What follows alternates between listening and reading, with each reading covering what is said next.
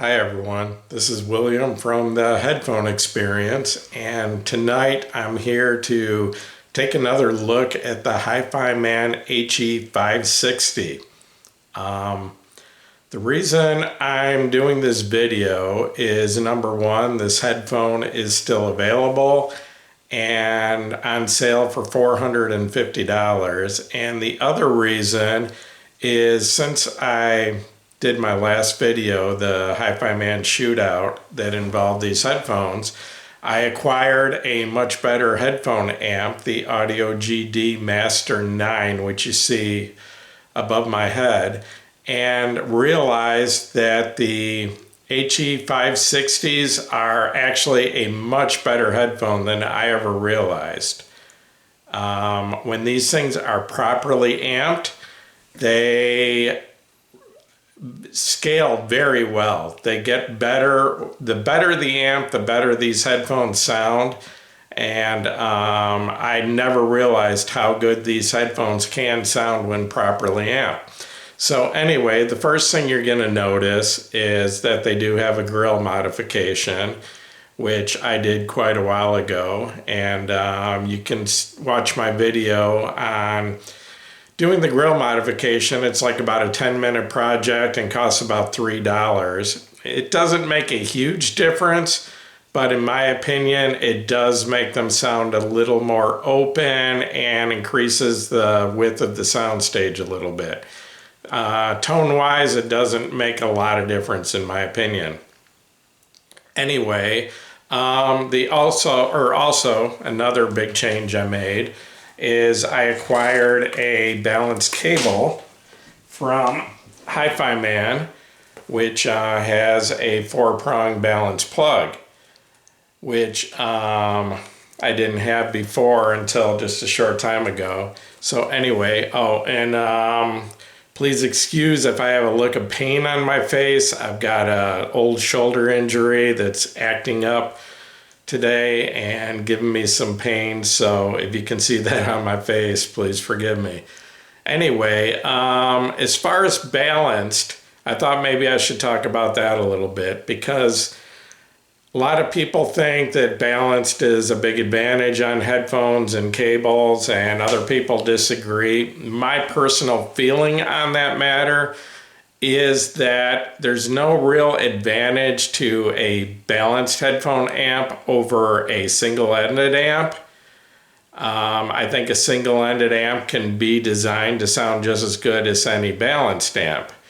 That being said, if an amp has been designed as a balanced amp, then it's almost always going to sound better from its balanced output.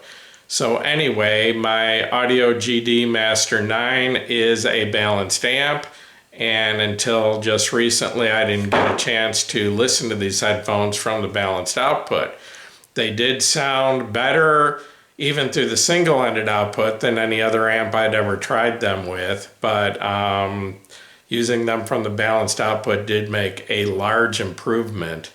As far as amps I've used with these, I ran them for quite a while with the Benchmark DAC1 headphone amp, and they sounded good. Then I got a hold of an Emotiva A100 Bass X amp, and that was really able to bring out a much better sound out of these headphones. These headphones thrive on power. They can play loud enough with a low-powered amp, but they're going to sound thin and harsh on a low-powered amp, even if they sound loud enough. They need a lot of wattage behind them and a lot of headroom to really sound their best, in my opinion. So anyway, back to, the amps. Part of the reason most balanced amps are going to sound better from their balanced output is usually there's a doubling of the voltage, which actually works out to 4 times the wattage. So almost any balanced amp is going to sound better from the balanced outputs because of that larger power output. Plus, if you're using the single-ended output of a balanced amp, you're basically using half the circuitry of the amp and not taking advantage of everything it can do. So anyway, I wanted to tell you about, the differences that having a proper amp and the balanced headphone cable made with these. First of all, if you're not familiar with the Audio GD Master 9, this amp has almost endless power. It's rated at 9 watts per channel, or 9,000 milliwatts. Pure Class A into 40 ohms, so this amp can put enough power out to power any headphone on the planet, including the HE6. Anyway, the differences I noticed running this from the Audio GD Master 9 with the balanced cable on them is, the first thing is the bass extension improved from being already good to even better. These things have very good bass extension. They go very, very low, very solid, very clean. They don't have a whole lot of bass impact. Some other headphones have more impact, especially in the mid-range, but these do go very low, and running them balanced from this amp took them down even lower. They go lower than any other headphone I've heard up to this point, which isn't a huge number of headphones, but they do go very low. They go even lower than my Kennerton Valleys that I have, which have incredible mid bass, but these are able to dip down lower into the lower frequencies. Running through this amp and balanced, the bass impact did improve. They don't sound as thin as they did with a lesser amp. The sound stage definitely improved. It got wider, it got deeper, and it got more layered, more of a three-dimensional sound. The detail increased all the way through the frequency range, and especially in the treble, just really cleaned up what can be a harsh treble if under-amped. But with this amp, it really cleaned up the treble and really brought out the detail. Just made them more smooth and less harsh all the way through the mid-range and treble.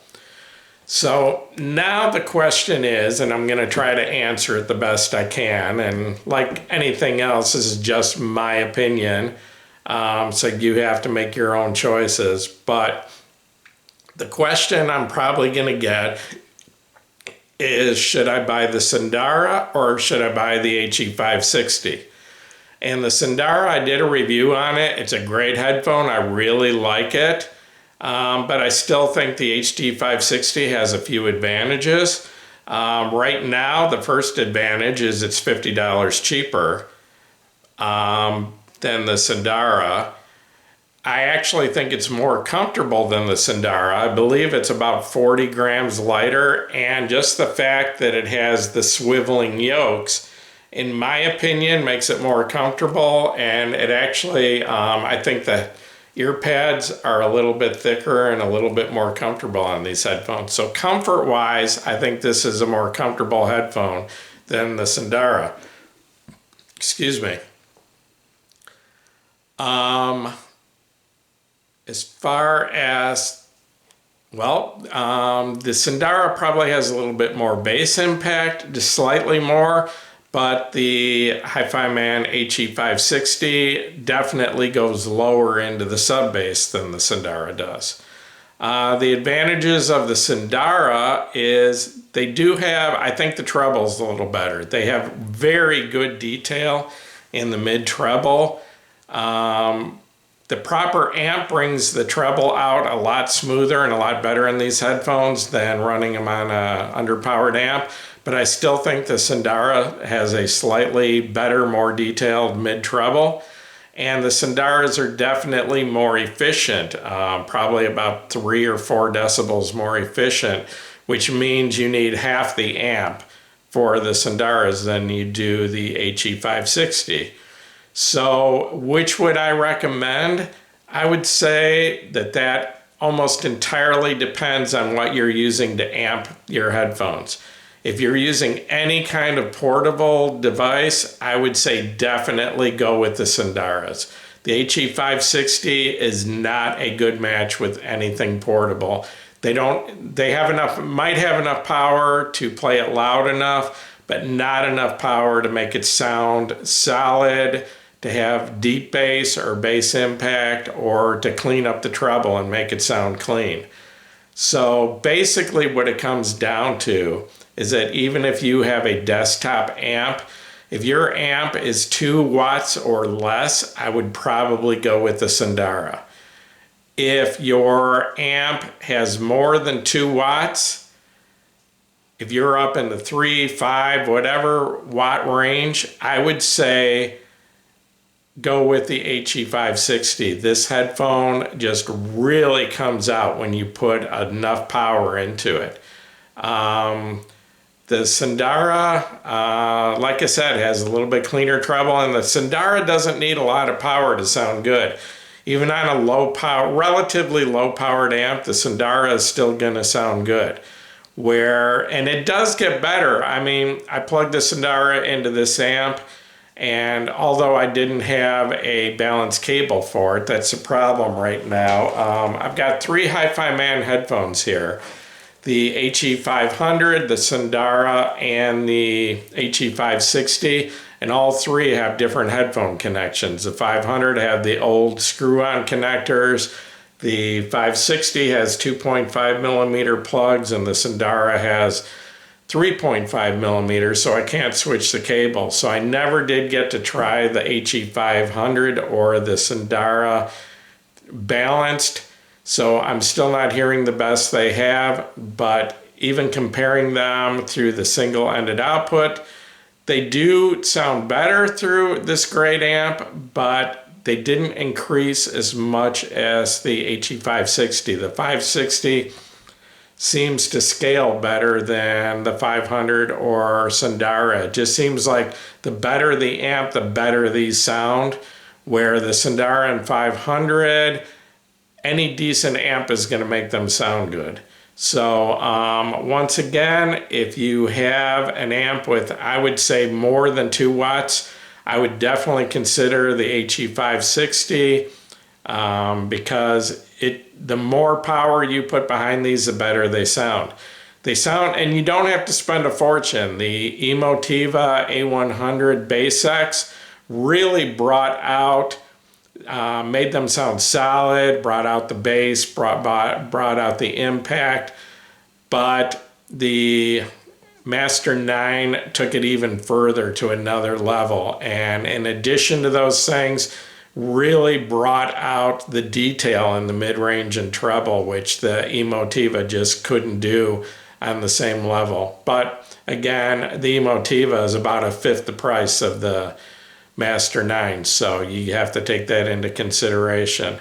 So anyway, if this video helped you, please give me a thumbs up, and please subscribe to my YouTube channel. And I am the moderator of the Headphone Experience on Facebook. We're up to over 2,600 members, and you're all welcome to join us over there at the Headphone Experience. Thank you.